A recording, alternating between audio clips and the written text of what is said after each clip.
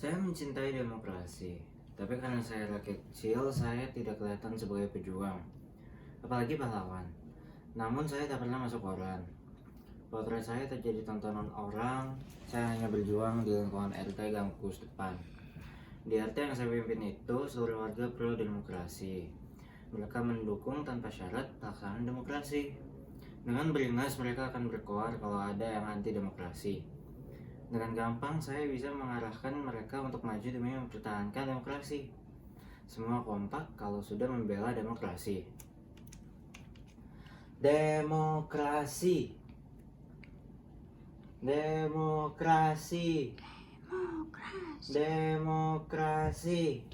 Demokrasi. Benar kan? Hanya salahnya sedikit. Tak seorang pun yang benar-benar mengerti apa arti demokrasi. Pokoknya demokrasi itu bagus. Sesuatu yang layak diperjuangkan sampai titik darah penghabisan. Sesuatu yang memerlukan pengorbanan besar. Sesuatu yang menunjang suksesnya pembangunan menuju ke masyarakat yang adil dan makmur. Kata mereka, saya kira itu sudah cukup. Saya sendiri tak mampu menerangkan apa arti demokrasi. Saya tidak terlatih untuk menjadi juru penerang. Saya khawatir kalau batasan-batasan saya tentang demokrasi disalahgunakan. Apalagi kalau sampai terjadi perbedaan tafsir yang dapat menjadikannya kemudian bertolak belakang. Atau mungkin karena saya sendiri tidak benar-benar tahu apa arti demokrasi. Pada suatu kali, RT kami yang membentang sepanjang gang gugus depan dapat kunjungan petugas yang mengaku datang dari kelurahan.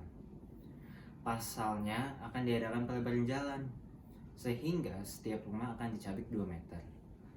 Petugas itu menghimbau agar kami, seperti juga warga yang lain, merelakan kehilangan itu demi kepentingan bersama.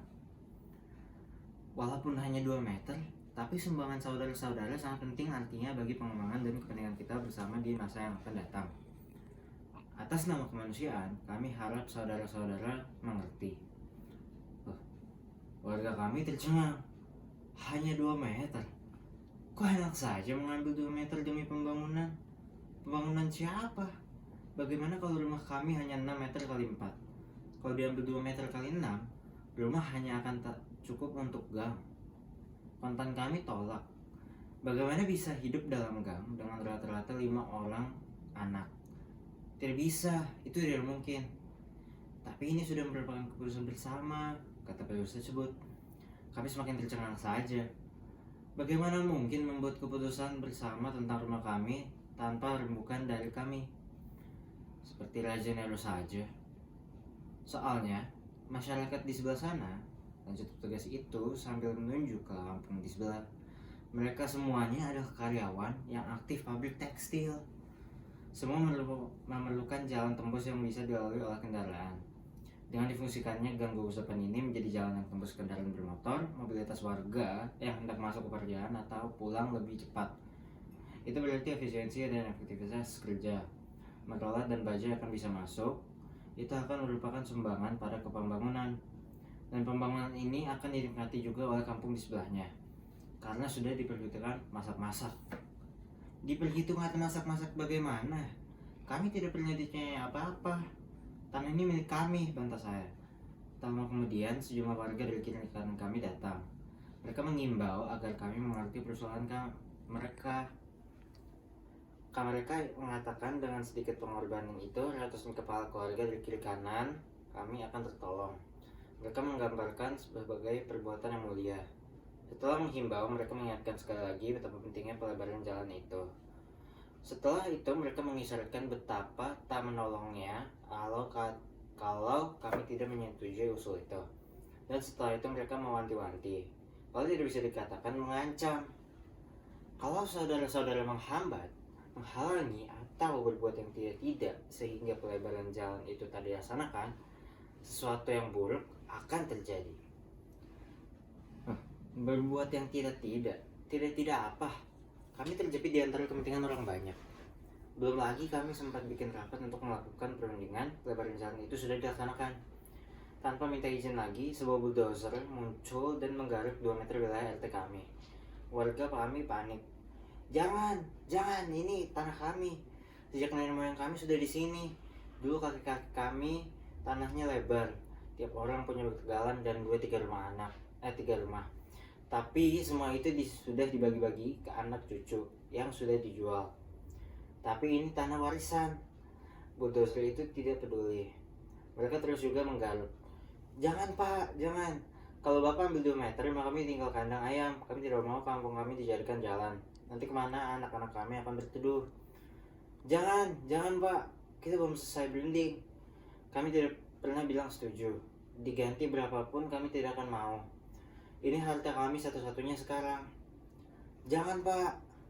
Tapi bulldozer itu terus juga menyeruduk dengan buas. Sopirnya tidak peduli. Dia hanya menjalankan tugas. Akhirnya kami tidak bisa diam saja. Kami semua terpaksa melawan. Saya tidak bisa mencegah warga ramai-ramai keluar dari rumah. Mereka berdiri di depan bulldozer itu. Ini tanah kami. Akan kami pertahankan mati-matian. Diberi ratusan juta juga kami tidak sudi. Sebab kami tidak mau pindah dari tempat nenek moyang kami. Anak-anak dan perempuan kami pasang di depan, sesudah itu orang tua, lalu saya dan bapak-bapaknya. Baru bulldozer itu berhenti. Sopir yang menjalankan bulldozer itu ngepel juga melihat kami.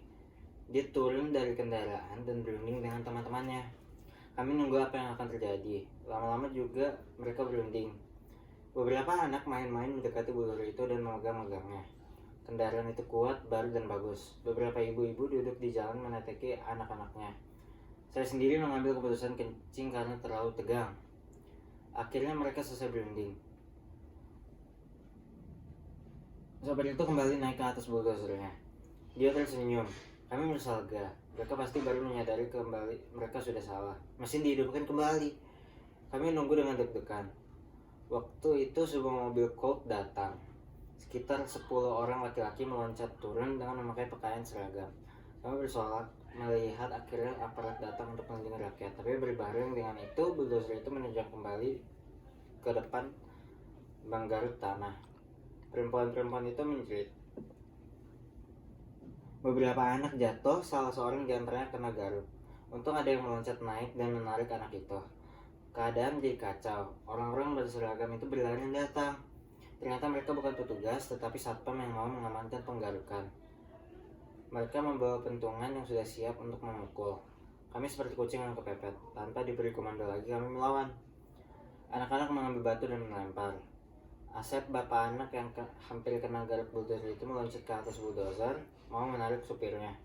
Tapi tiba-tiba supir bulldozer itu menghunus parang yang disembunyikan di bawah tempat duduk, langsung membacok pundak Asep. Asep tumbang berlumuran darah. Perempuan-perempuan dan anak-anak menjerit, lalu kabur menyampaikan diri. Kami para laki hampir saja mau menyerang. Tapi kemudian sebuah truk datang. Puluhan orang yang kelihatan ganas-ganas melompat turun dan menyerang kami sambil membawa senjata tajam. Saya kenal salah satu di antara bajingan di proyek Senen. Kami terpaksa mundur. Saya melarikan Asep ke rumah sakit. Untung saya tidak lewat. Barangkali pembacoknya memang tidak berniat membunuh, hanya kasih peringatan. Saya bingung. Akhirnya setelah berputar otak, saya beranikan diri mengunjungi pabrik tekstil. Majikan warga yang menginginkan jalan pintas itu. Saya memakai batik, kebaya dan jari kalung supaya kelihatan resmi dan sedikit dipandang.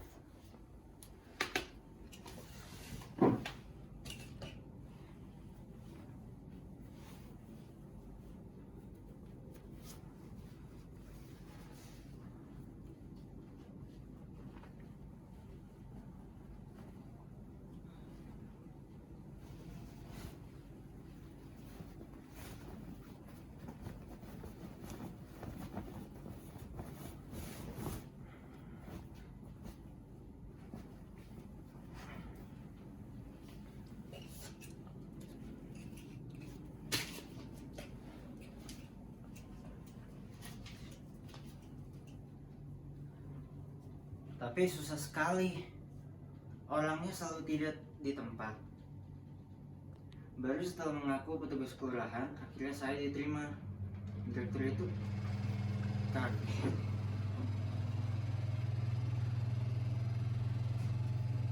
Setelah mengetahui saya bukan petugas tapi korban penggusuran, tetapi ia cepat tersenyum ramah, lalu mengguncang tangan saya. Begitu saya semprot bahwa kami tak sudi dipangkas, dia bingung. Kepalanya geleng-geleng seperti terpercaya. Lalu ia memanggil sekretaris. Setelah berunding bisik-bisik, ia kembali memandangi saya seperti orang stres. Tuhan Maha Besar, saya tidak tahu ini. Saya minta maaf. Saya tidak memperbolehkan siapa saja membuat tindakan-tindakan pribadi atas nama perusahaan. Para karyawan sudah diberi uang transport. Kalau mereka perlu jalan pintas, mungkin karena ingin mendapatkan uang transport itu di luar tanggung jawab perusahaan. Pembuatan jalan itu bukan tanggung jawab kami. Saya minta maaf. Saya mohon Anda menyampaikan rasa maaf saya kepada seluruh keluarga, katanya dengan sungguh-sungguh. Saya mulai senewan. Saya terpercaya apa yang dikatakannya. Ini sendia apalagi. Saya bukan orang bodoh. Saya tidak mau dikibulin mentah-mentah begitu. Saya tahu dia hanya pura-pura. Mulutnya yang manis, tingkah lakunya yang sopan, itu bisa mengelabui saya. Saya bisa mengendus apa yang disembunyikan di balik topeng itu. Orang kaya raya begitu, berpendidikan tinggi, luas pandangannya, pasti tahu apa sebenarnya yang terjadi. Tidak mungkin dia tidak paham apa artinya 2 meter tanah buat kami, meskipun bagi dia 200 hektar itu hanya seperti upil. Orang yang pasti sudah bolak-balik ke luar negeri itu masa tidak tahu. Kami, paling sedikit saya ini tahu, bukannya para karyawannya itu yang serakah menyetorkan uang makan, tapi dia sendiri yang memang mau mencaplok pemukiman kami. Nanti lihat saja, kalau jalan sudah dibuat, uang makan akan di stop, karyawannya akan disuruh jalan kaki datang. Tai kucing, lagi deh. Sudah kamu melihat begitu, menyiapkan uang receh saja pakai menyembelih rakyat. Aku tahu. Kasih tahu warga semuanya apa yang sudah terjadi. Aku adukan nanti kepada Jaksa Agung. Beliau itu dulu waktu masih miskin sering mampir di warung saya. Biar orang semacam ini ditindak. Asu. Betul. Orang kecil seperti saya ini memang kelihatannya lemah dan gampang ditipu. Karena kami sadar pada diri kami sehingga kami selalu menahan diri. Tapi kalau sudah kebangunan seperti ini, saya meledak saja. Semut pun kalau diinjak terus akan menggigit. Karena termarah saya tidak bisa ngomong lagi. Muka saya saja yang kelihatan merah, dia mengerti. Saya siap untuk meledak. Dia semakin marah, semakin halus bicaranya. Saya diperlakukan sebagai tamu terhormat. Tapi saya terus maju. Ini perjuangan. Dia menjuguhkan makanan dan minuman. Saya tolak. Saya datang bukan untuk bertamu atau ramah tamah. Saya membawa suara rakyat menuntut keadilan. Keadilan untuk kami saja. Kami tidak minta apa-apa. Kami hanya minta tanah kami yang 2 meter itu jangan diganggu. Itu hak kami, titik. Di atas meja dihidangkan kue-kue yang lezat. Tapi saya tidak sudi menjamah. Sebelum tuntunan kami didengarkan, dia mencoba bertanya tentang keluarga saya. Anak saya kelas berapa? Itu kuno. Saya tahu itu taktik untuk memancing pengertian. Dia juga berbahasa basi menanyakan bagaimana keadaan Asep. Loh, saya jadi tambah curiga. Jadi dia tahu sekali apa yang terjadi. Mungkin dia yang menyuruh sopir itu membacok Asep. Karena Asep juga pernah memprotes pembuangan limbah dari pabrik yang mengalir ke selokan di depan rumah kami. Saya bertekad, saya tidak akan pergi dari kantor itu sebelum ada keputusan membatalkan perampokan 2 meter tanah kami untuk jalan. Saya ditunggu oleh warga. Saya hanya mau pergi kalau ada keputusan yang menguntungkan rakyat kecil. Akhirnya dia mengangguk. Tanda dia mengerti. Kemudian dia menunduk dan membuka laci mejanya mengambil kertas. Saya bersorak dalam hati. Akhirnya memang kunci segala-galanya pada kegigihan. Kalau kita getol berjuang pasti akan berhasil. Tetapi kemudian dari saya tersilap karena direktur itu mengeluarkan kepada saya sebuah amplop coklat yang tebal. Saya langsung tak mampu bernapas. Tebal, coklat, apalagi di tas amplop itu tertara 250 juta. Ya Tuhan, banyaknya. Saya belum pernah memegang uang sebanyak ini. 250 juta. 250 juta. 250 kali hidup lagi juga saya tidak akan sanggup mengumpulkan uang sebanyak ini. Ya Tuhan, alangkah miskinnya saya. Mengapa tiba-tiba saya dihujani rezeki sebanyak ini? 250 juta. Apa yang tidak bisa dibeli dengan uang sebanyak itu? Alhamdulillah, saya bisa perbaiki rumah, kredit motor, jadi tukang ojek, bayar SPP. Saya bisa kirim uang sama orang tua. Puji syukur Tuhan, akhirnya Kau kabulkan doa kami setiap malam supaya bisa mengubah nasib. Jangan terus terjepit di tempat kumuh seperti ini, seperti kecoa. Saya gemetar.